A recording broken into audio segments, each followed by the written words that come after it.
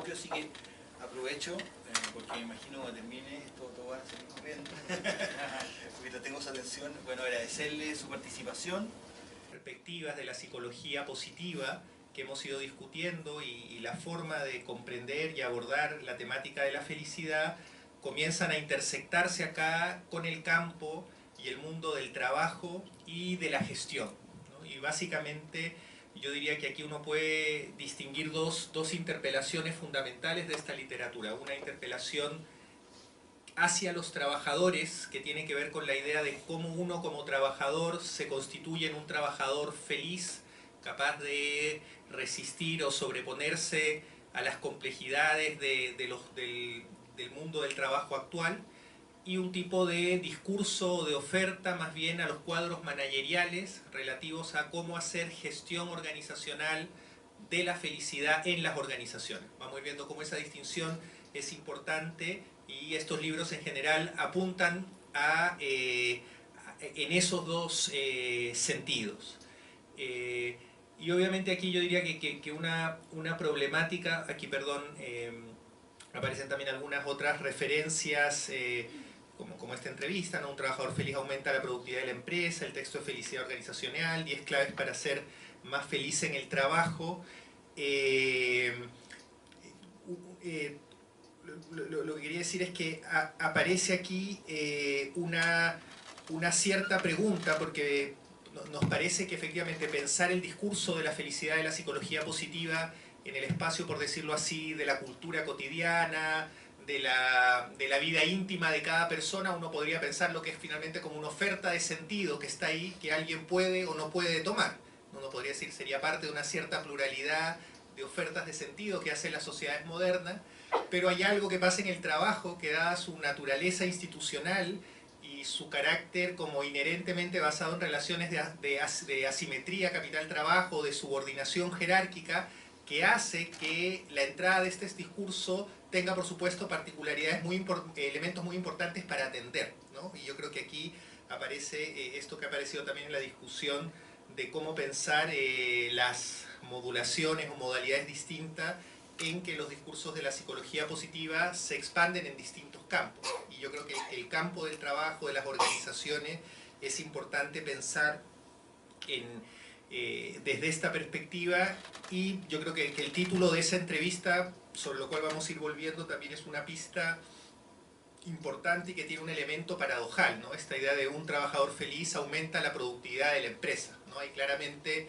la felicidad está movilizada y articulada con algo que parece en principio contraintuitivo, que tiene que ver con esta idea de la productividad y la ampliación más bien de la ganancia, de la riqueza, y ahí hay ciertas tensiones que vamos a tratar de ir trabajando. Entonces lo que nos interesa un poco en esta presentación es tratar de problematizar, reflexionar desde una perspectiva crítica y situada respecto a lo que ha implicado la propagación de este discurso de la psicología positiva en el mundo del trabajo y las organizaciones, tratar de discutir qué implicancias tiene esto, haciendo algunas conexiones que nos parece importante con los procesos de reestructuración productiva, modernización empresarial que han experimentado las sociedades en América Latina en las últimas 3 décadas fundamentalmente. Es decir, hay algo de la propagación de este discurso y de formas de gestión que se explica en parte por el modo como se acoplan con nuevas exigencias de los nuevos modelos de gestión, y eso es un elemento importante. Vamos a tratar también de presentar al final, que es algo que también es parte de nuestro interés, algunos otros marcos conceptuales para pensar la relación entre bienestar y trabajo distintos a los de la psicología positiva organizacional, que eso nos parece un ejercicio importante. Es decir, no es plantear esto en términos de que o uno aborda la problemática del bienestar en el trabajo desde la perspectiva de la psicología positiva o no lo aborda desde ningún lugar, ¿no? Es mostrar que ha habido otras tradiciones históricas en la misma psicología del trabajo que han hecho esa pregunta desde perspectivas que tienen elementos de mayor complejidad y que de alguna manera son alternativas posibles para abordar esta problemática.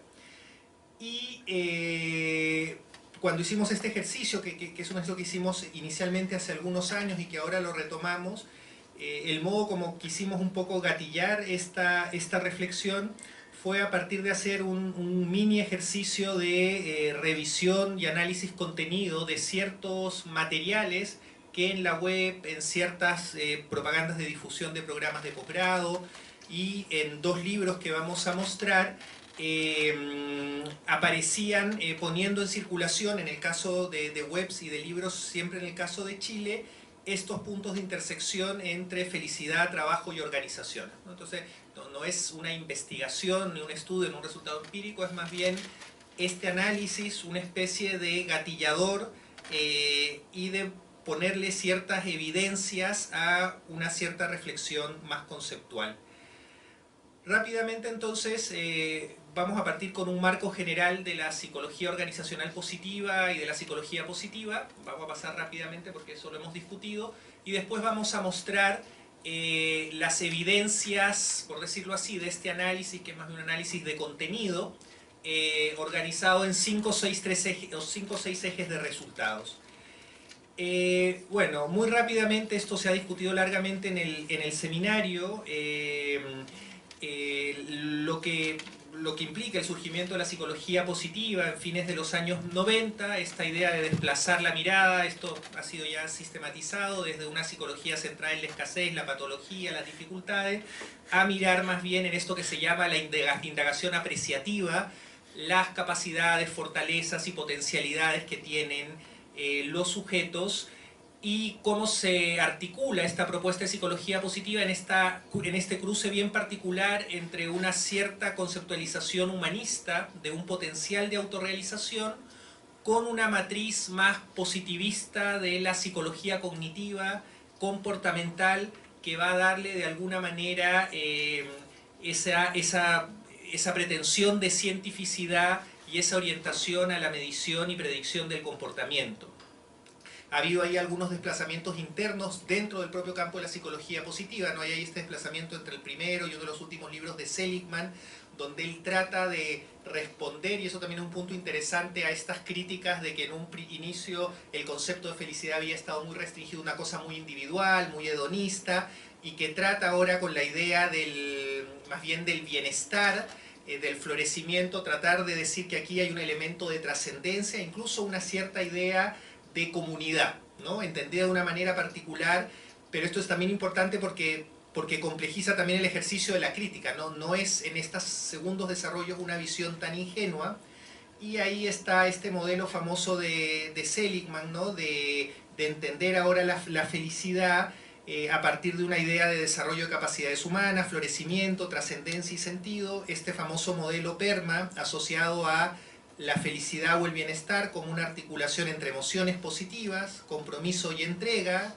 el engagement, relaciones positivas en el tejido social, sentido y vida significativa, más logro y autoeficacia en el mundo concreto, ¿no? Es decir, se configuraría ahí un cierto campo de sentido de lo que incorporaría la idea del well-being o bienestar, etc.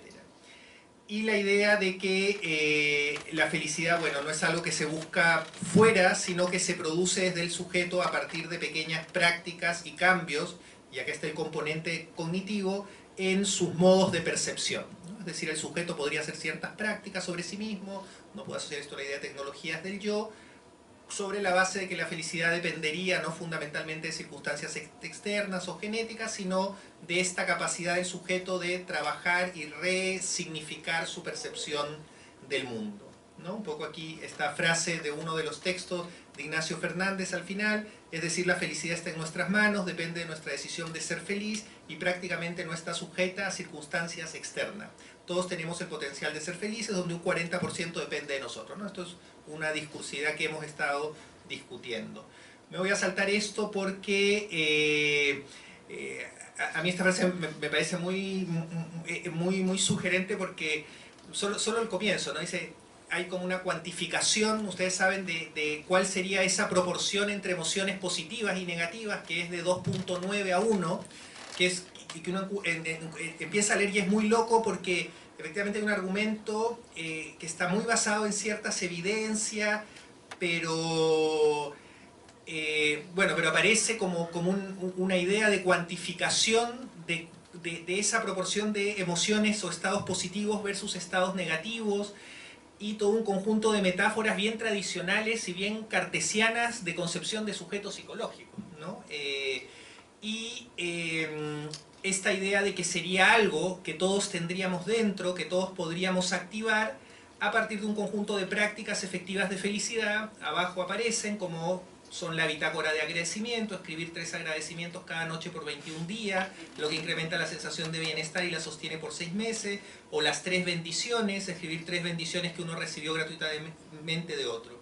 La positividad o negatividad no están determinados genéticamente, existe un componente innato de nuestras emociones, que es el de estado de ánimo en el que despertamos. Luego de eso, esto está destacado, yo soy quien decide si cargarme de combustible negativo o positivo. Nuestros resultados dependen de la zona en que queramos y decidamos vivir, en la del florecimiento o en la del languidecimiento. Es igual que tener 2 acuarios separados, o vivo en el agua fría, turbia y negativa, o vivo en el del agua templada, transparente y positiva, ¿no? Que es o sea, este cambio de registro discursivo de la descripción científica a la prescripción subjetiva es de un momento a otro y tiene esta dimensión un poco autoritaria que se ha discutido también.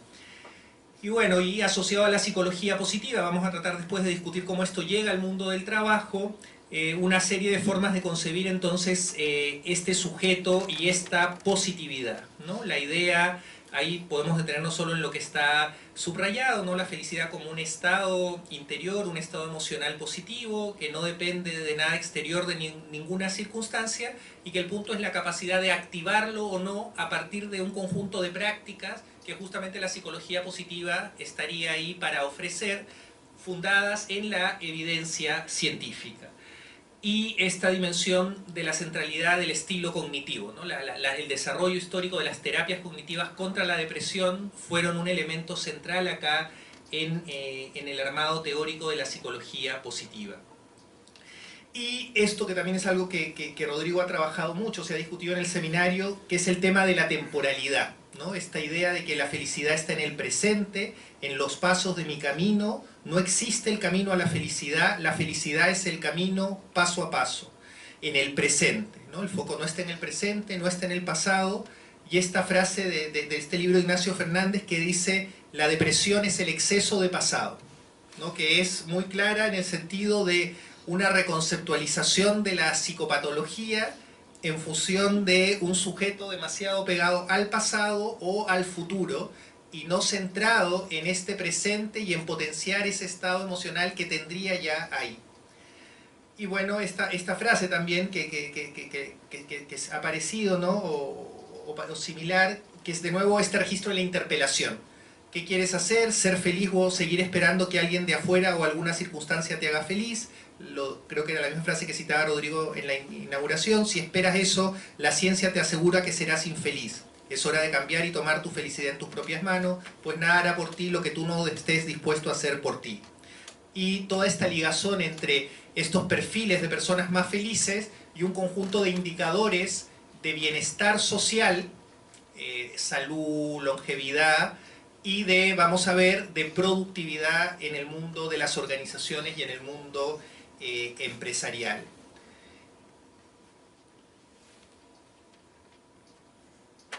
Vamos a ir turnándonos así para completar esto. Bueno, llegamos a la POP, a la psicología organizacional positiva. ¿Cómo este discurso va llegando al ámbito organizacional? Esto ocurre también en los 2000, un poquito antes también, ¿ya? Se trata, ¿no es cierto?, también fijándonos en lo subrayado, del estudio científico del funcionamiento óptimo de la salud de las personas y de los grupos en las organizaciones, así como la gestión efectiva del bienestar psicosocial en el trabajo.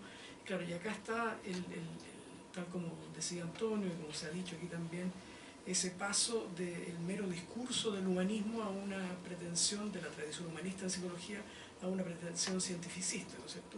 Aquí lo que se pretende es describir, explicar y predecir el funcionamiento óptimo en esos contextos. Amplificar y potenciar el bienestar psicosocial y la calidad de vida laboral y organizacional. Entonces aquí hay elementos tales como el potenciamiento productivo, la apelación a la salud y al bienestar.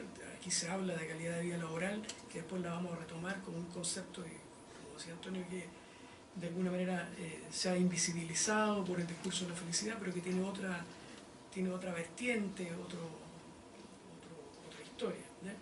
Y bueno, y la apelación a la cientificidad. Entonces se abren aquí dos campos. Uno de la felicidad organizacional, vale decir que son todas las herramientas de gestión de la felicidad al interior de la organización, como está ahí subrayado, la idea de generar una ventaja competitiva difícilmente imitable, o sea, una capacidad estratégica que tiene la organización, que produce aumento, propone aquí, prometen 4 tipos de resultados: rentabilidad, calidad de servicio al cliente, excelencia operacional, bienestar subjetivo de los trabajadores.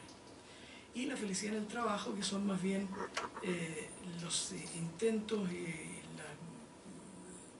la idea de conseguir en el trabajador, que el trabajador movilice su propia felicidad, ¿ya? Acciones individuales, relaciones irracionales que personas hacen en el trabajo para mejorar su bienestar o percepción de felicidad.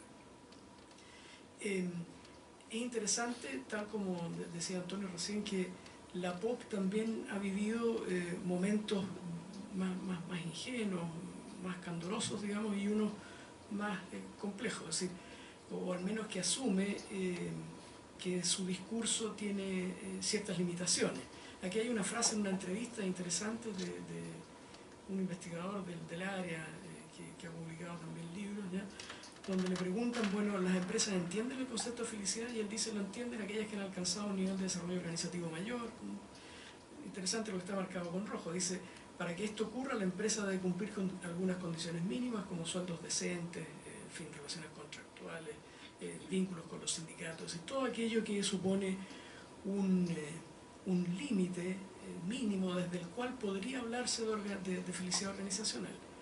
Lo interesante es que en la producción que nosotros analizamos, esto aparece solo como una mención hacia el paso, ¿verdad? No olviden que esto es necesario, ¿ya? Pero el foco está puesto en la gestión de la felicidad, que olvida estos mínimos necesarios. Ese es el problema, digamos, al cual nosotros nos vamos a referir también. Entonces, sobre esta base se han desarrollado múltiples modelos teóricos y modelos prácticos también de cómo desplegar la felicidad en la organización. Una de ellas es el modelo ERO, de Healthy and Resilient Organizations, organizaciones saludables y resilientes, que tiene estos 3 componentes. Es decir, por una parte pretende actuar de modo tal de generar empleados saludables, donde prime la confianza, el engagement en el trabajo, las emociones positivas, el desarrollo de competencias y autoeficacia. Un minuto nada más para detenerse en el concepto de engagement, que obvio está muy de moda, se conoce mucho, pero es muy interesante cómo la literatura en psicología del trabajo y en psicología de la salud ocupacional pone el engagement y puede mostrar evidencia para ello como el opuesto del burnout, del quemarse por el trabajo, ¿no? O sea, hay gente que puede resistir mucho trabajo y rendir muy bien porque está engaged, y la gente no engaged se quema, ¿no? O sea, frente a demandas laborales similares, unos tienen una opción, otros otra, ¿no?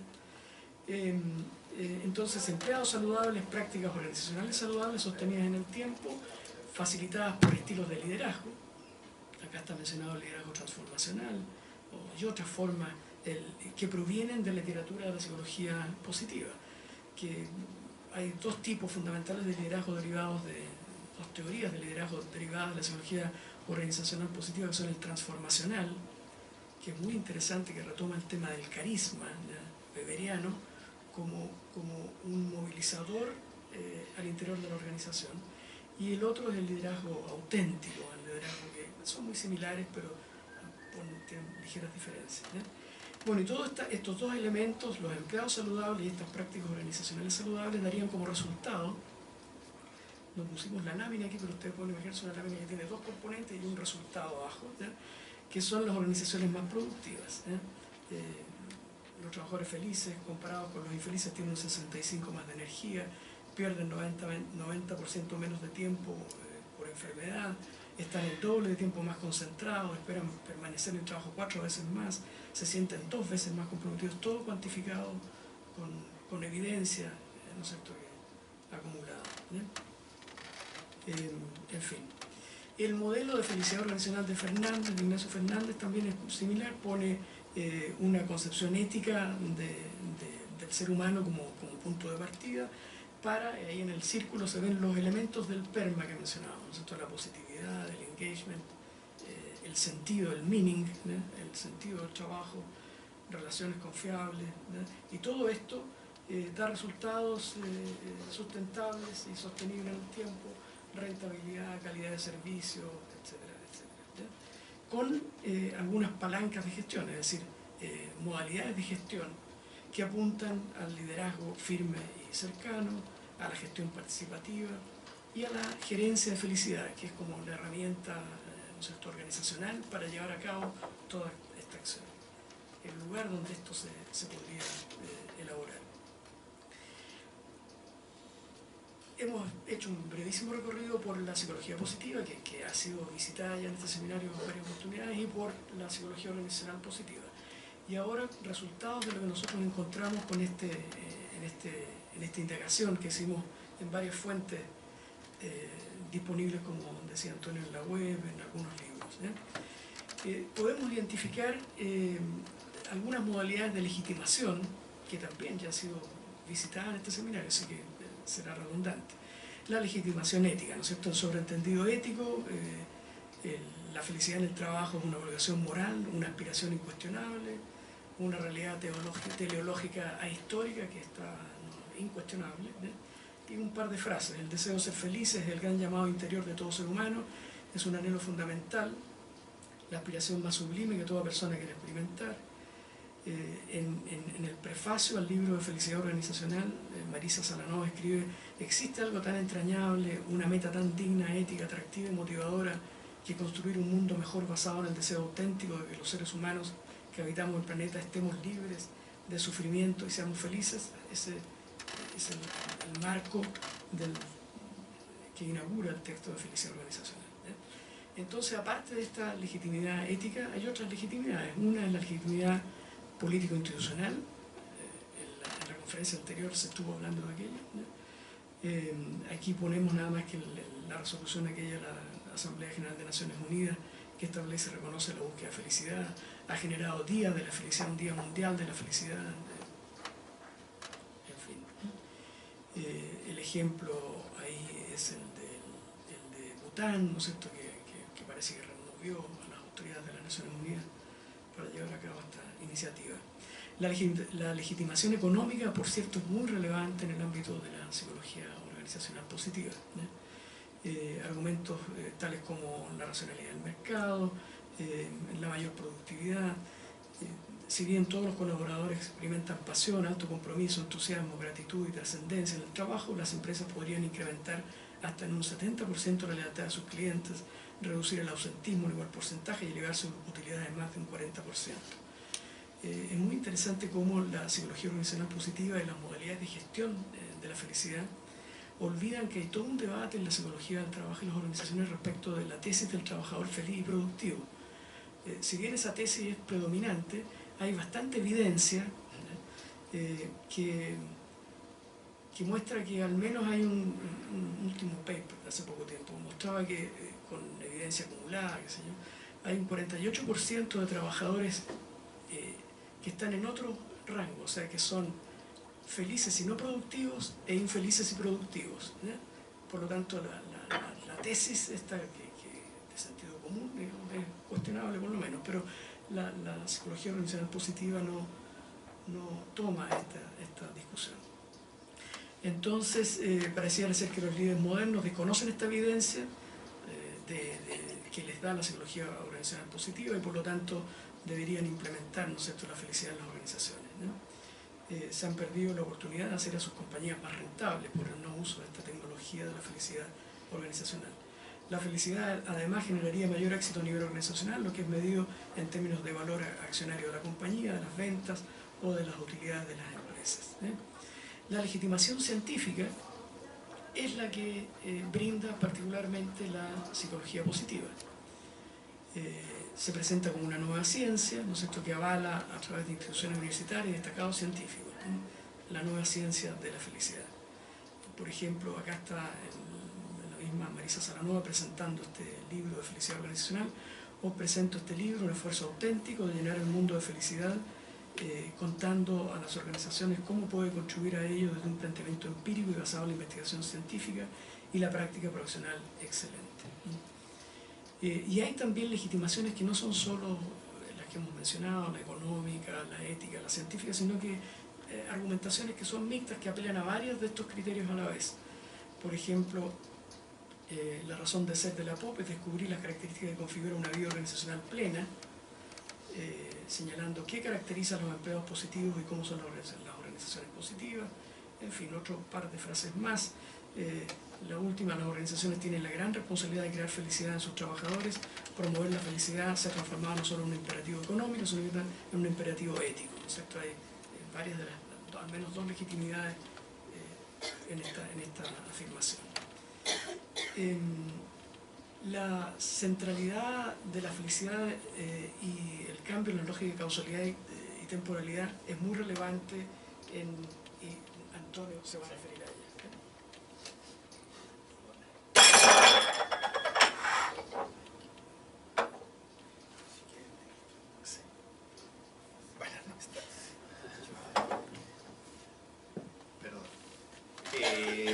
Sí, para conectar con lo anterior que decía Juan Pablo, que también es muy interesante, es que esa articulación como de fuentes de legitimación distintas o repertorios discursivos también es parte como de la eficacia de este discurso, que cuando uno, por decirlo así, lo ataca por un lado, siempre se desplaza al siguiente, ¿no? No es la productividad, es el bienestar. O sea, siempre está entramado apelaciones al menos a estos, respecto a la definición interior, al tema del bienestar, de la productividad, ¿no? Que se ponen en juego, y de la cientificidad, ¿no? Y se moviliza, o sea, es algo que uno no puede así, que siempre se corre hacia el otro lado, ¿no? Lo de la temporalidad lo habíamos dicho, ¿no? Es la idea de que la felicidad, la relación entre felicidad y trabajo ya no debiera ser pensada en una lógica secuencial, ¿no? Es decir, yo trabajo con sacrificio, esfuerzo y penuria y logro después de un tiempo conseguir ciertos logros que me hacen feliz, sino más bien la felicidad es aquello que yo tengo que generar en el presente para obtener otro tipo de resultados, ¿no? Se invierte la relación lógica y temporal respecto al lugar de la felicidad. Ya no es un resultado posterior y futuro, sino es una situación presente sobre la cual debo intervenir en el caso de las organizaciones para el logro de los objetivos organizacionales, ¿no? Bien, eso aparece ahí algunas citas, ¿no? Esta convicción valórica hace que se pongan las personas al centro de la estrategia, entendiendo que la felicidad y el bienestar subjetivo en el trabajo son la causa de todos los resultados, ¿no? O sea, es decir, una organización tiene que apelar a generar ese estado emocional en sus trabajadores, porque eso es lo que va a generar estas dinámicas virtuosas desde la lógica de la productividad. Y insiste, ¿no? Leyó bien. La felicidad es la que causa los buenos procesos y los resultados sobresalientes, y no al revés, ¿no? Y eso también, eso se ha discutido en el seminario, cambia y supone un tipo también de interpelación subjetiva a los trabajadores, que es un poco, por decirlo así, contraintuitiva respecto a otras tradiciones culturales muy arraigadas respecto a lo que es la experiencia del trabajo, ¿no? O sea, que uno podría decir parte de ciertos como repertorios culturales tiene que ver, bueno, voy al trabajo, fue duro, estoy cansado, pero al menos tengo la posibilidad de interpretar ese cansancio desde una cierta legitimidad cultural, que es que el trabajo es una fuente de padecimiento y, por decirlo así, está bien que esté cansado y triste, enojado, lo que fuese, ¿no? Pero aquí lo que aparece como mandato es que usted tiene que efectivamente ser un trabajador feliz. Y si no lo está haciendo, hay algo que usted no está haciendo bien, o la organización está monitoreando también esa disposición subjetiva. Y aquí obviamente hacíamos, como decíamos al inicio, acá hay una conexión muy directa con las exigencias de los nuevos modelos de gestión, donde la movilización de las capacidades subjetivas son un elemento central en los procesos de trabajo fordista o toyotista, ¿no? O sea, que esto, parte de esa centralidad en los resultados tiene que ver con esos cambios en los modelos de gestión. Bien, lo otro es una cifra que va en esta misma idea, y entonces aquí aparece, dado ese supuesto, ¿en qué tiene que intervenir una organización? Bueno, tiene que generar mecanismos de gestión de personas que produzcan esos estados emocionales para poder lograr estos objetivos de productividad. Otro eje, pues hemos hecho como una breve síntesis un poco del... El primero tenía que ver con las formas de legitimación, el segundo tiene que ver con la inversión temporal, esto tiene que ver con que claramente uno puede rastrear en esos textos ciertas formas de representación del trabajador y el trabajo muy particulares, ¿no? O sea, siempre es los trabajadores en general, de cualquier industria, de cualquier país del mundo, de cualquier oficio, de cualquier nivel de calificación, o de una concepción fuertemente psicologicista, socializada, deshistorizada, pensado como una unidad individual cognitiva comportamental que responde a ciertos patrones seguidos por la ciencia, y como una categoría, y el trabajo también en general como una categoría abstracta y genérica que no se necesita ser explicada, ¿no? Esto es uno de los temas que da mucho para discusión, sobre todo en el contexto de América Latina, de la heterogeneidad estructural, que se habla de trabajo, pensando en general el empleo asalariado de grandes empresas, organizaciones, y en general ni siquiera se hace ese recorte, ¿no? En verdad esto, bueno, algo decía Juan Pablo respecto a ciertos mínimos, pero en general no es una idea fuerza en la argumentación, ¿no? Aquí hay una frase también: todos queremos estar contentos, pasarlo bien, disfrutar de lo que hacemos, vivir en un estado de flujo en el ejercicio de mi trabajo y alcanzar logros poderosos y que contribuyan a la organización, ¿no? Esta idea de todos queremos, en el sentido como de una fuerte homogenización de la representación del trabajador. Aquí en términos de las demandas o exhortaciones al trabajador es, bueno, un poco lo que ya se ha discutido largamente en el seminario, ¿no? Esta idea de que se demanda a un trabajador que esté activamente preocupado y ocupado no solo de las tareas que tiene que hacer, sino de hacerlas de una determinada manera, en un determinado estado emocional, que se vinculan a todo lo ya discutido a propósito de la figura del empresario de sí, ¿no? El empresario de sí, la activación, el trabajo ya no solo en el trabajo, sino en el trabajo sobre uno mismo para ser un trabajador feliz, dispuesto, colaborativo, energético, capaz de articularse con otro. Y esto, por ejemplo, es interesante porque alguna gente ha discutido cómo esto empieza a aparecer en los procesos de selección, como ciertos códigos implícitos de la selección, donde son cosas que no están en los perfiles de cargo, pero que aparece muy claramente como un criterio importante para las organizaciones en términos de decir, no, bueno, en verdad esta persona no es suficientemente dinámica, no es, o sea, que apelan, y aparece un poco todo el tema de lo juvenil también. Bueno, aquí nosotros discutíamos en alguna situación es que si uno fuerza la pregunta, a propósito de lo que decía Vanina, de si uno debiera ser un ministerio del amor, ¿no? Como la fuerza del argumento eso respecto a los procesos de selección, si es que dado que los trabajadores felices son más productivos, las organizaciones debieran hacer como parte de las pruebas de selección discriminar a potenciales postulantes más felices o menos felices y hacer como un criterio de discriminación aquellos que sean menos felices para rechazarlos, ¿no? O sea, que digo, uno podría pensar esa especie de escena que es como forzar una cierta lógica interna, que efectivamente uno podría decir, si la felicidad es la clave de la productividad en las organizaciones, uno no debiera tener trabajadores infelices, ¿no? Debiera entonces seleccionar a trabajadores felices, y uno ahí aparece también justamente algo que se ha discutido mucho respecto a las formas del capitalismo contemporáneo flexible, ¿no? Bajo la figura más del modelo fordista.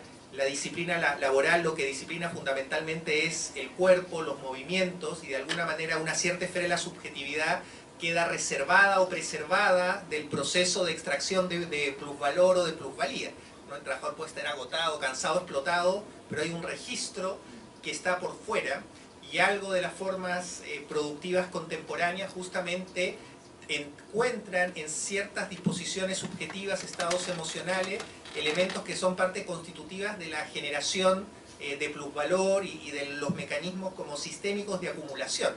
Y entonces eso es lo que también entra en juego acá en esas conexiones. Bueno, lo otro que es claramente un elemento que aparece en estos textos que revisamos, discutimos, es que en todos los casos estos discursos de gestión organizacional de la felicidad presuponen una disolución de cualquier lógica de antagonismo, por supuesto, pero incluso de separación trabajo-empresa, ¿no? Es decir, son todas figuras o retóricas organizacionales en que los trabajadores son colaboradores, acá hay un proyecto común, si todos estamos con un nivel de bienestar emocional, eso es positivo para todos, todos salimos adelante. Es la idea de trabajadores contentos, clientes contentos y accionistas contentos, ¿no? Ese es como el triángulo en general. Eso es como el discurso corporativo tiene que ver con eso, como uno logra una organización en que los accionistas estén contentos, los clientes estén contentos y los trabajadores estén contentos. Y en general cualquier idea de negatividad o de contradicción aparece no incorporada. Aquí, por ejemplo, esta es la gerente de felicidad de un banco. Todo esto, como en distintos países, han sido como también hechos bien mediáticos, ¿no? El banco tal crea la primera gerencia de felicidad. Y acá ella dice, ¿no? Lo peor que nos puede pasar en este modelo es que los trabajadores estén en una vereda y los jefes en la otra. Cuando ambos se acercan y buscan un lugar común es donde se empiezan a escuchar, donde empiezan a ser honestos y donde empiezan a confiar. Ahí tienes las puertas abiertas a estos modelos de gestión.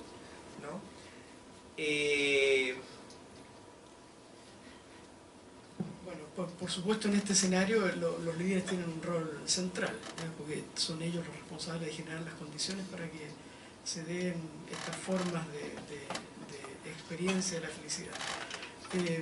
Entonces se les demanda generar unidades de gestión, el liderazgo es muy central para todo esto, y lo que tiene que hacer es facilitar, como dice ahí, la activación y modulación de emociones positivas. Lo primero que se necesita hacer es implementar un programa sistemático de desarrollo de una habilidad de liderazgo de las jefaturas, desde el gerente general hasta los supervisores. El liderazgo efectivo, Fernández lo pone, es firmeza más cercanía. El gestor o líder es quien muestra un genuino interés por sus colaboradores y sus vidas individuales, genera condiciones emocionales positivas, y se concibe a sí mismo como un producto activo de experiencias positivas en su equipo. Tanto es así que alguna literatura de difusión no habla de los jefes con J, J-E-F-E, sino que G-E-F-E, gestor de felicidad, ¿ya? O sea, un jefe pasa a ser un jefe con G, gestor de felicidad, ¿ya?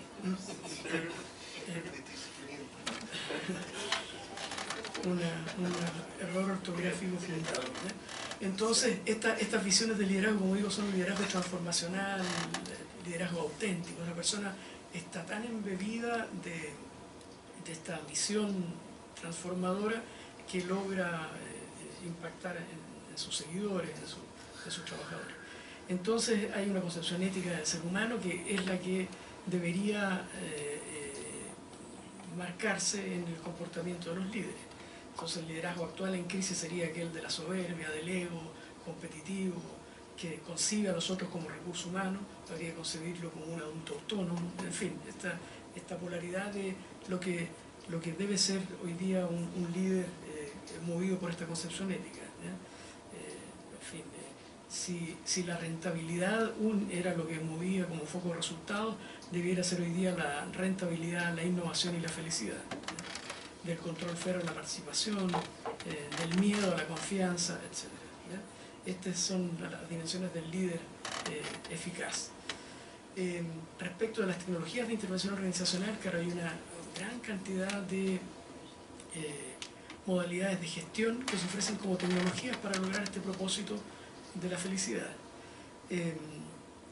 Hay estrategias y técnicas de gestión para potenciar escenarios laborales positivos, se promueven estilos cognitivos y estados emocionales que son el foco de la intervención, no se trata, como ya se dijo, de disposiciones genéticas, sino esquemas de pensamiento, es decir, de forma en que las personas deben concebir y percibir su comportamiento en la organización, su comportamiento laboral, su compromiso.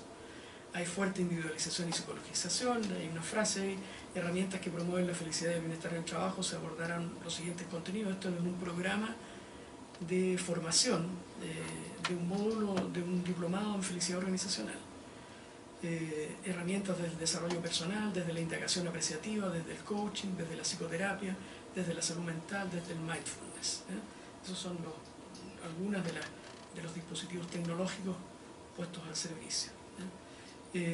Y en el texto de Fernández de Felicidad Organizacional se plantean 7, si no me equivoco, tecnologías y claramente individualizadas, prácticas de positividad organizacional, reuniones apreciativas, entrevistas apreciativas con los trabajadores, comité de felicidad, indicador de felicidad, ritos de celebración, prácticas de sentido organizacional, diseño profesional de la narrativa organizacional, asociar plan estratégico, o sea, todo aquello que es la función que cumple la misión organizacional, aquí está revisitada, ¿no es cierto?, y reforzada con este sentido. Prácticas de relaciones confiables, política de derechos en el trabajo, matriz de escucha organizacional, cafecito, cafeterías con pizarras, tutor para los contratados, promoción de la red de apoyo, etcétera, etcétera. Todas estas son prácticas de gestión de personas más o menos habituales, pero aquí se las ha puesto en un esquema, tomando parte de un sentido del logro de la felicidad. Prácticas de desarrollo profesional y personal, diálogo apreciativo del desempeño, tiempos flexibles, teletrabajo, beneficios para padres y madres que trabajan, en fin, programas que en algunas organizaciones se llaman de calidad de vida organizacional. Prácticas de engagement, involucramiento, compromiso, bienestar, motivación, contrato psicológico de alto involucramiento, rediseños del cargo, pasantías y reubicaciones, auditoría de engagement, vale decir, hay que vigilar los niveles de engagement periódicamente, desarrollos de carrera explícito. Como digo, acá se combinan prácticas habituales de gestión de personas con estas prácticas, con esta intención particular. Prácticas de logro y reconocimiento, ritos de reconocimiento, incentivo no monetario asociado a condiciones de trabajo, incentivo no monetario asociado a organización, prácticas de liderazgo firme y cercano, formación y desarrollo de los líderes en esta modalidad de liderazgo, prácticas de gestión participativa, prácticas de gerencia de felicidad. Y si bien se ha desplegado todo este tipo de dispositivos para la felicidad en el trabajo, conviene, y lo decía Antonio cuando presentaba lo que queríamos decir acá, es que hay variadas formas en que una psicología del trabajo y desde otras disciplinas también han aportado a lo que hoy día se denomina felicidad organizacional y se maneja con esta perspectiva, ¿no es cierto?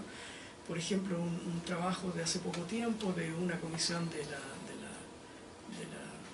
Organización Mundial de la Salud planteó el empleo justo, ¿no? Concepciones que son distintas, no se trata de empleo feliz, pero sí acá se pone el acento sobre esas precondiciones requeridas para trabajar supuestamente sobre la felicidad organizacional. Estar libre de coacción, lo que incluye obviamente todo tipo de trabajo esclavo o forzado, tener seguridad en el puesto de trabajo, poseer un salario justo, protección del puesto de trabajo, disponibilidad de beneficios sociales que permitan conciliar vida laboral y familiar, respeto y dignidad en el trabajo, participación laboral, enriquecimiento personal y ausencia de alienación, donde el trabajo permita el desarrollo de capacidades creativas y productivas del ser humano. Eso nos dice esta comisión de trabajo hace un tiempo atrás. Está el concepto del trabajo decente de la OIT, que va en la misma línea, desde el año 2000.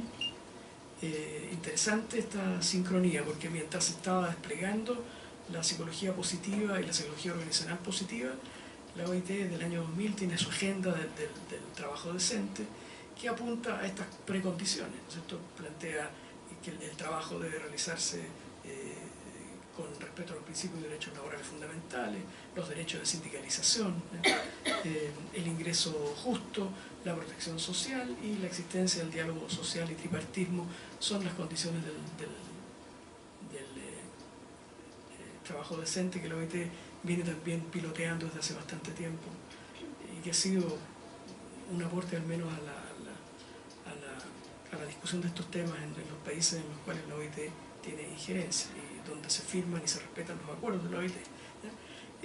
Y el otro concepto relevante desde el punto de vista particular de la psicología del trabajo es el de calidad de vida laboral.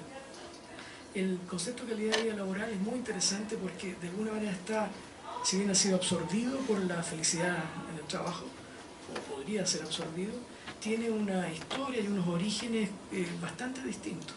La calidad de vida laboral surge en los años 60, en los 60 del siglo pasado.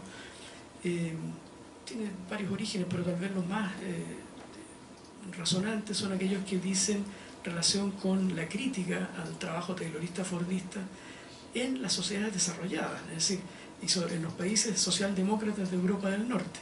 Entonces emerge ahí una crítica al taylorismo fordismo que asume la forma, y algunas formas de respuesta son el enriquecimiento del trabajo, es decir, el rediseño de los puestos, pero otra forma políticamente bastante relevante es la democracia industrial escandinava, es decir, esas formas de participación que exigen los trabajadores trabajando colectivamente y que tienen que ver, por ejemplo, con algunos productos notables como son el desarrollo de las plantas de la Volvo.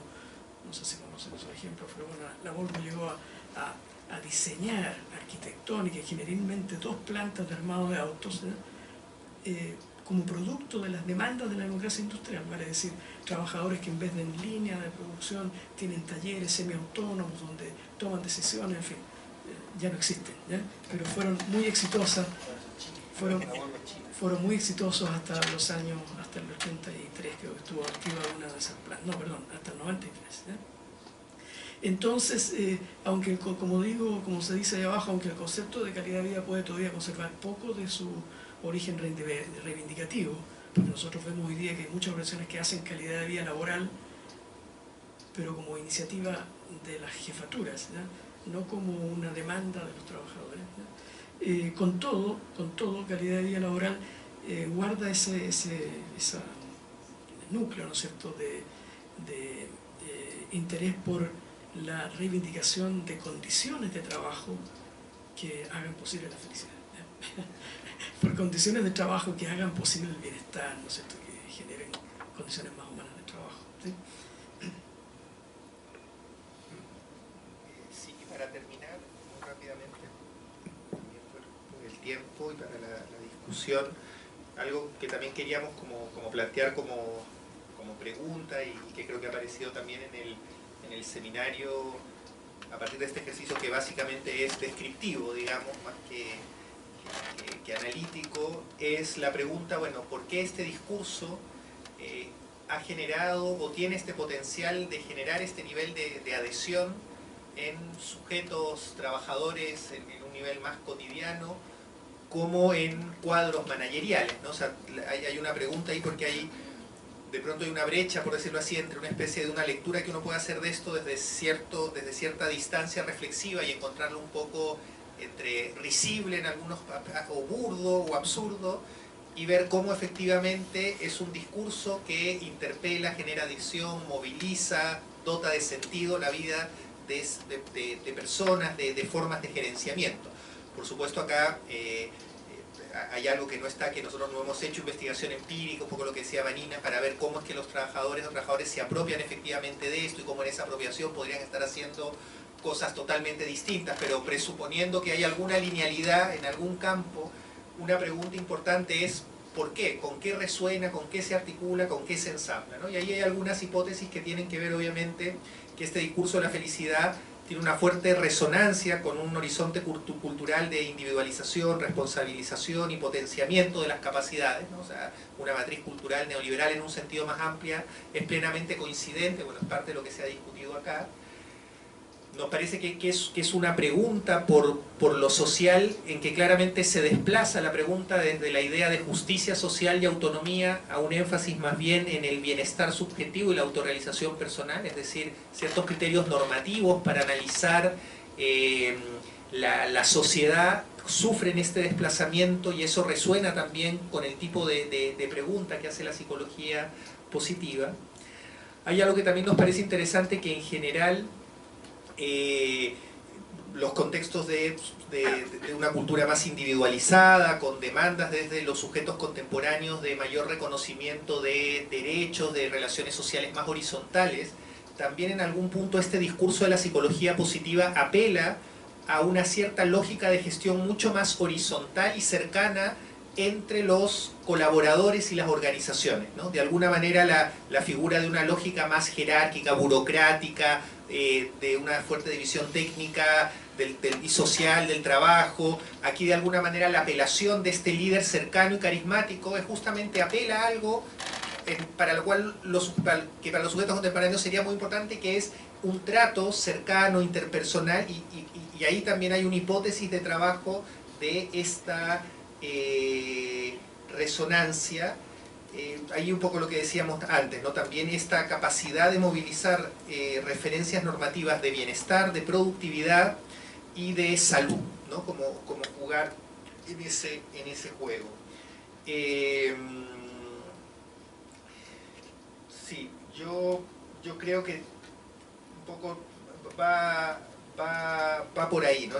Son algunas ideas que tratan de pensar o de abrir preguntas de desde dónde o por qué o cómo entender esta eficacia, esta diseminación y esta apropiación, y habría que pensar tanto algunas pistas desde el lado de las subjetividades en el mundo del trabajo, como de las demandas de los nuevos modelos de gestión y organización flexible, ¿no? Que son como en los dos niveles en que hemos estado, y hay un punto en que estos discursos de la felicidad en el trabajo y organizacional logran de alguna manera articular algo de eso, ¿no? Ciertas exigencias de un tipo de trabajador más comprometido, involucrado, que moviliza sus capacidades subjetivas en el proceso productivo, y ciertas demandas culturales de un tipo de gestión que al menos en la apariencia reconstituye un tipo de relación más cercana, más cálida, con mayor reconocimiento, al menos en cosas que pueden ser, que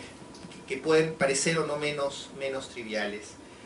Y eso, yo lo dejaría por ahí, y creo que estas conclusiones son un poco las ideas que hemos ido planteando. Así que yo creo que eso, ¿no?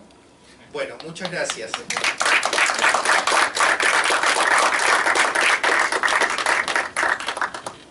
Bueno, muchas gracias. Yo creo que la exposición era tan interesante, pero causaron por lo menos en mí un malestar en cierto momento. Yo rezaba que Marx viniera, se reencarnara en cualquier minuto. Llegó la OIT, bueno, está bien. Preguntas, comentarios.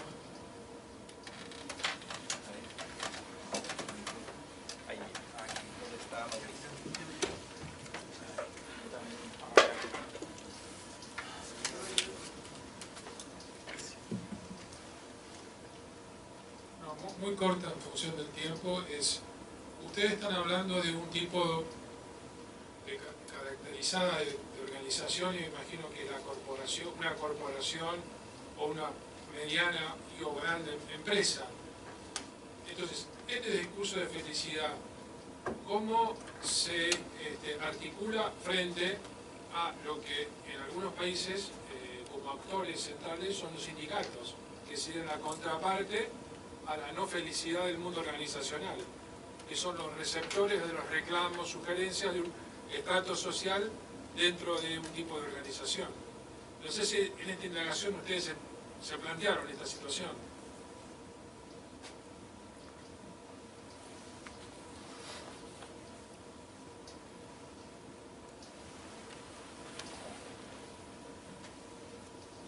Un comentario, o dos comentarios en realidad, más que una pregunta.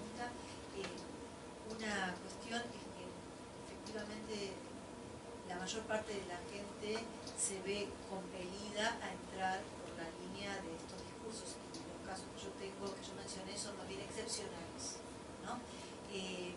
Pero pensaba que, tomando en cuenta un análisis tan detallado de todo lo que sucede en nombre de la felicidad, creo que aparece como la respuesta que nos dábamos: va a explotar, la gente va a odiar la felicidad de los breves, y ahí resolvemos uno de los problemas, Rodrigo.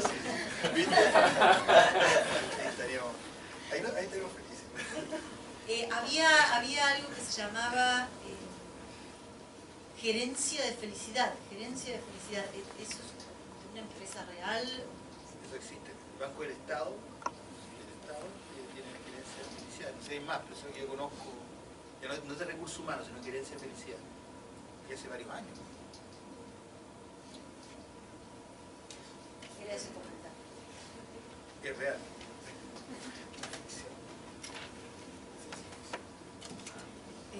Hola, yo quería comentar algo que escuchando me resonaba todo el rato, que es lo que pasa también con el tema de la formación universitaria. Entonces, como profesores, no sé si a ustedes les pasa, pero a mí me pasa, que cada vez más esto ya está también como en la lógica de la formación bajo el modelo de competencias, ¿no? Entonces que los aprendizajes tienen que ser significativos, participativos, motivadores, el profesor tiene que ser casi un coaching, ¿no? Entonces eso es algo que ya, o sea, como está absolutamente articulado, ¿no? Este sujeto que, bueno, por ejemplo, el otro día los estudiantes allá en la universidad, y una de las demandas que tienen hoy en día es por la preocupación por la salud mental, ¿no? Y al punto de que la rectoría, y hay personas que plantean que haya psicólogo en cada facultad, ¿no? No sé cómo está en el resto del país el escenario en ese sentido.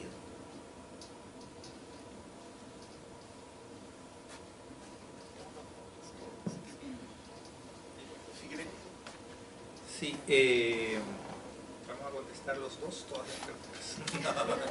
No, muy brevemente. Yo creo que respecto al tema de la organización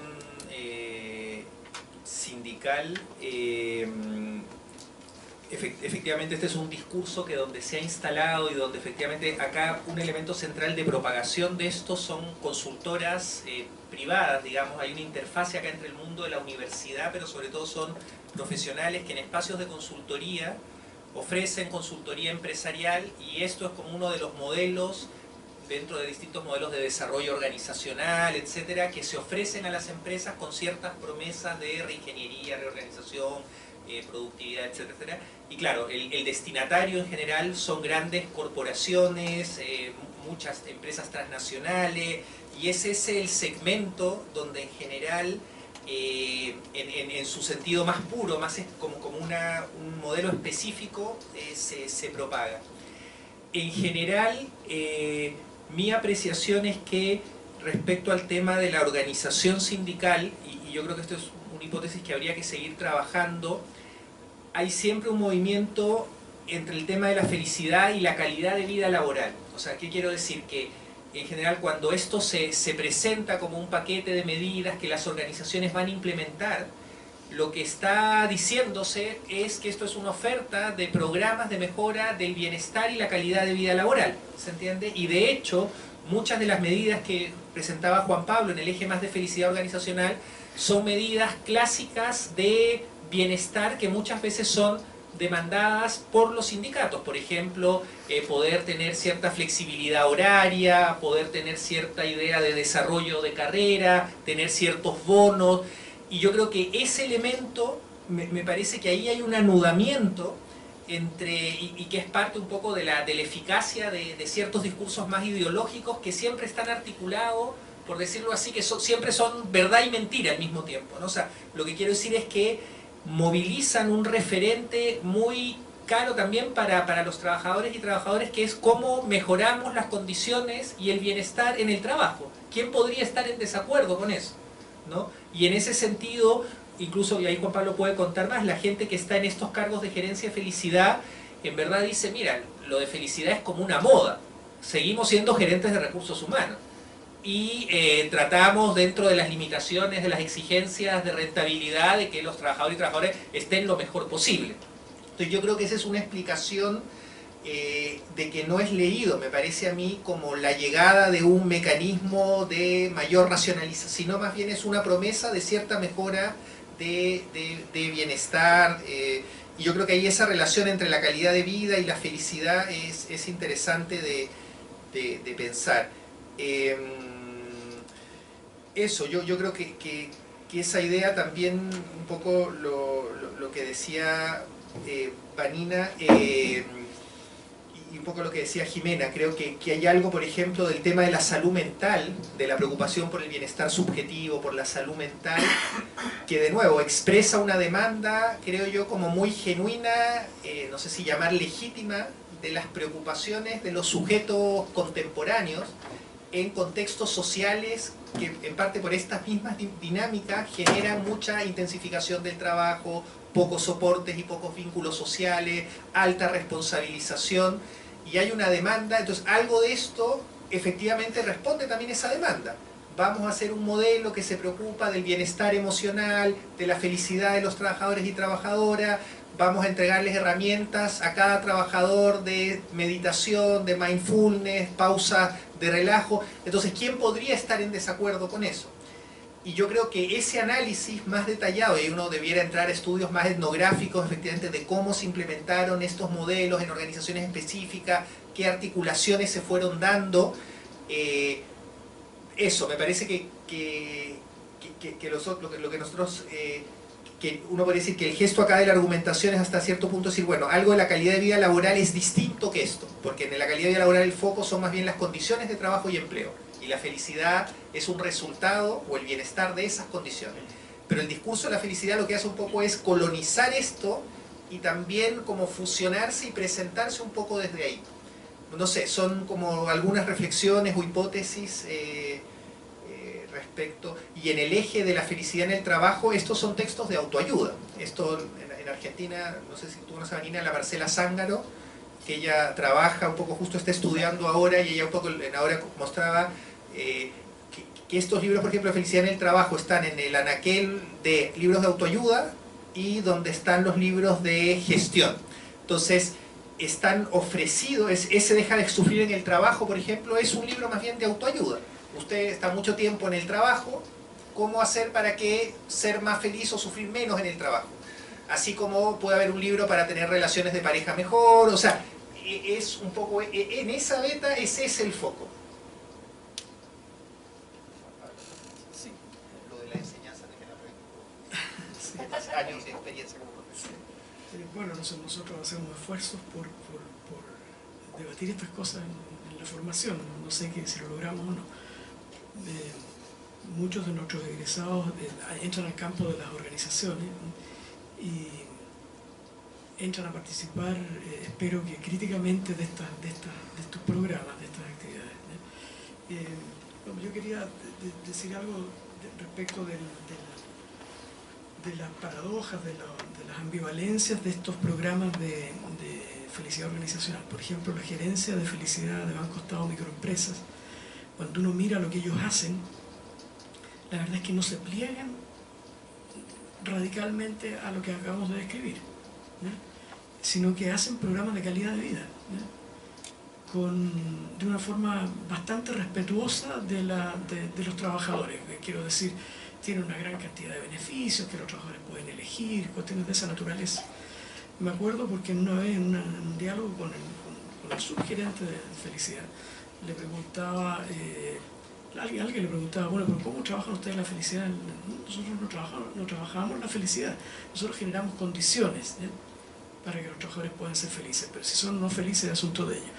Quiero decir y aquí en esta misma sala, hace unos años atrás, en un foro debatiendo con uno de los líderes de la felicidad organizacional, me reconoció al final que, bueno, si lo que nosotros hacemos, la verdad es que es calidad de vida, pero le llamamos felicidad porque vende más, ¿eh? O sea, hay algo de eso también que vale la pena considerar. Y por supuesto que yo pienso, es interesante porque nosotros revisamos toda esta literatura sobre felicidad organizacional o todo este movimiento, empresas que han sido asesoradas para llevar a cabo gestiones de esta naturaleza, proliferan en Chile, pero en otros países de América Latina es difícil encontrarlo. Cuando buscábamos material, buscamos al principio en América Latina y algo encontramos, pero no era tanto. Es decir, eso habla bastante del modelo de desarrollo económico, las condiciones, las transformaciones que ha vivido este país. En particular, yo creo, en relación a la pregunta respecto del movimiento sindical, de la poca fuerza y poca presencia de grandes movimientos sindicales. Es decir, movimientos sindicales como los argentinos acá no existen, ¿eh? Por lo tanto, estos modos de gestión son contrapeso, no tienen contrapeso, no tienen un interlocutor crítico al frente, o lo tienen con mucha dificultad. Eso podría decir.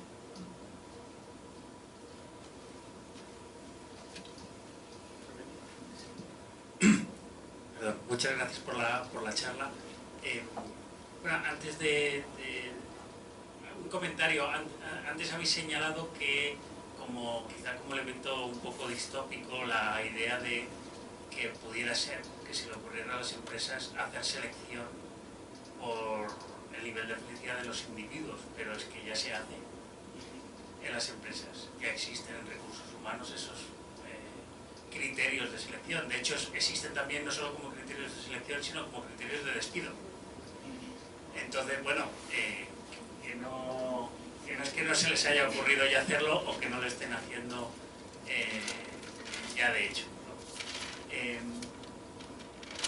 Y luego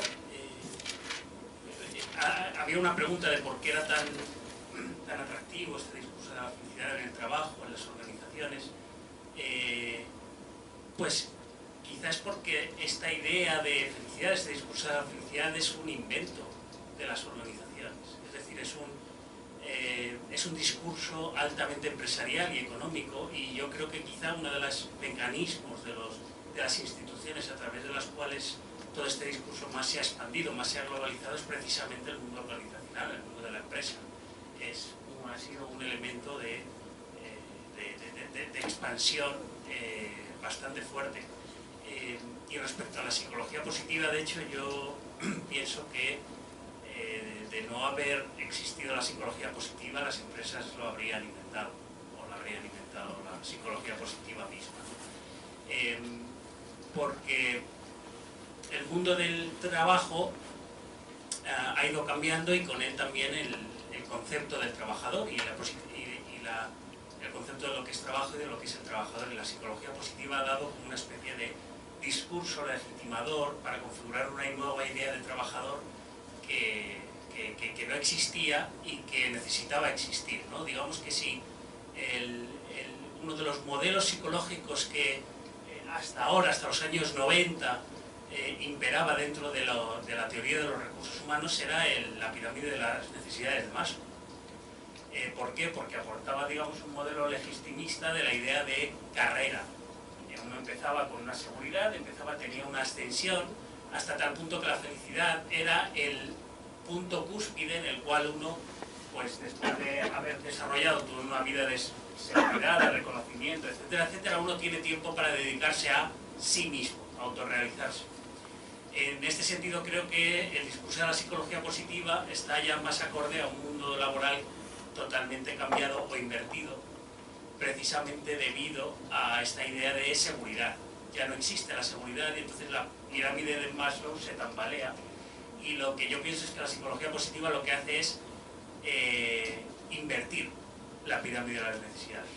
Esto lo escribía en un artículo sobre la idea de la inversión de la pirámide de las necesidades, porque además era muy gráfica, en el sentido de que ahora mismo la felicidad ya no se entiende como un último paso, sino precisamente como el paso previo o el prerequisito necesario, de hecho, para tener éxito en el mundo laboral o tener ciertas garantías, etcétera, etcétera, ¿no? Porque, como decía Sennett, o como dicen Voltaire y Chapello, por ejemplo, toda esta idea de seguridad, esta idea de carrera se transforma, digamos que se cambia por esta idea de proyectos individualizados, de saltar, toda una idea de precariedad, de inseguridad, donde ya las organizaciones el mundo del trabajo no garantiza ninguna seguridad.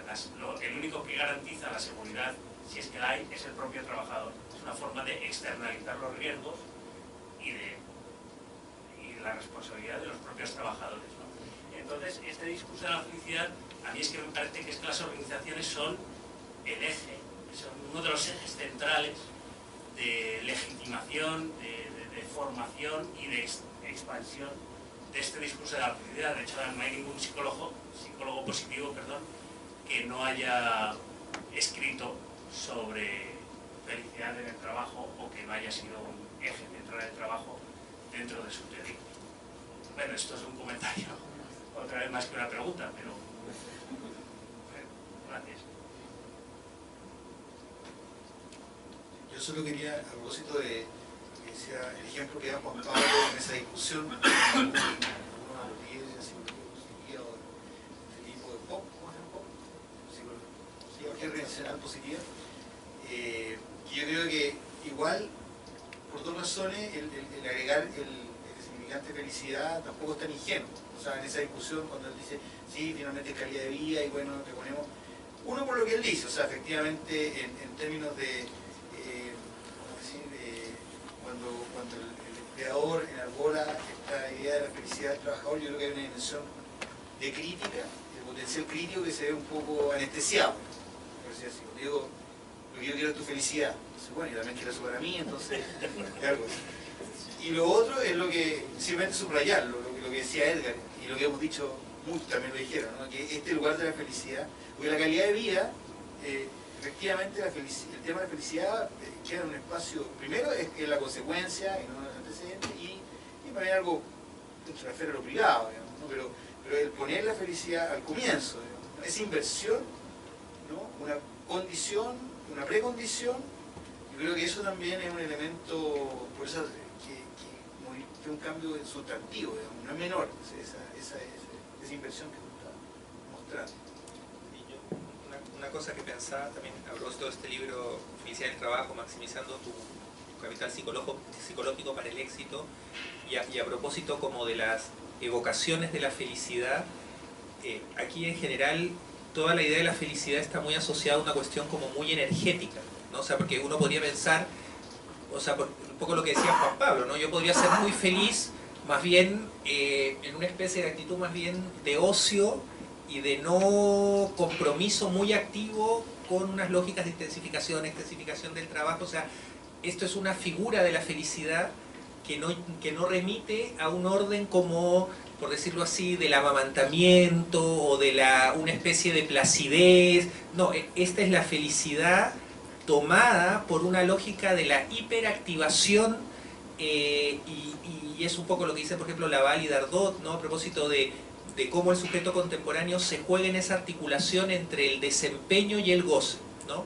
O sea, que esas dos figuras que históricamente habían estado desacopladas, lo que hace el mandato cultural contemporáneo es como yo produzco un sujeto que sea de alto desempeño y que al mismo tiempo esté gozando, sea en el espacio del consumo, o que en esa relación al desempeño se produzca también un cierto nivel de goce, lo decía Rodrigo también, ¿no? En que el hiperdesempeño no me agota, sino me hiperenergiza, ¿no? Estos son trabajadores que la idea de felicidad es que están fuertemente comprometidos, activados, dispuestos a correr riesgos, a asumir nuevos desafíos, pero noten ustedes que es una figura de la felicidad que es bastante recortada respecto a otra multiplicidad de imágenes que nos evoca incluso en la cultura cotidiana la idea de estar en un momento de felicidad, que tiene alguna conexión con una cierta idea, por ejemplo, de placidez, ¿no? Y aquí claramente, y eso me parece que también es otro lugar de análisis, que cuando usted dice, bueno, queremos que usted sea feliz, pero ¿qué implica esa posición de felicidad? Implica todas estas formas de vínculo subjetivo al trabajo vinculadas a las exigencias de los nuevos modos de gestión, digamos. Lo digo como otra pista que me parece también importante de pensar, digamos.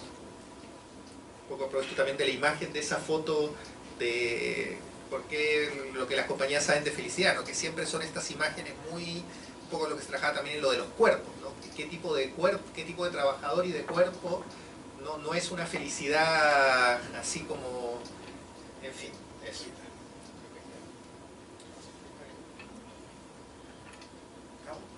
Bueno, nuevamente muchas gracias a todos y a todas.